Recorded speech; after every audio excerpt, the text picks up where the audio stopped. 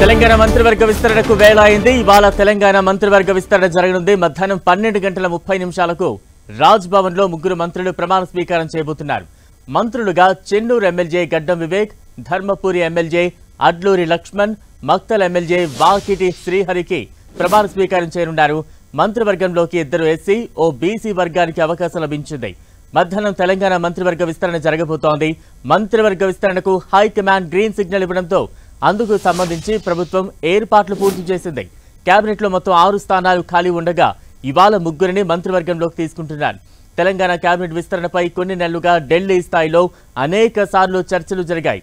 CM, deputy CM సహా అనేక మంది ముఖ్య నేతల అభిప్రాయాలు తీసుకోవడంతో ఇవాళ విస్తరణ జరగనుంది. మధ్యాహ్నం 12:30 రాజ్ భవన్ లో ఈ మంత్రివర్గ విస్తరణ జరగబోతోంది.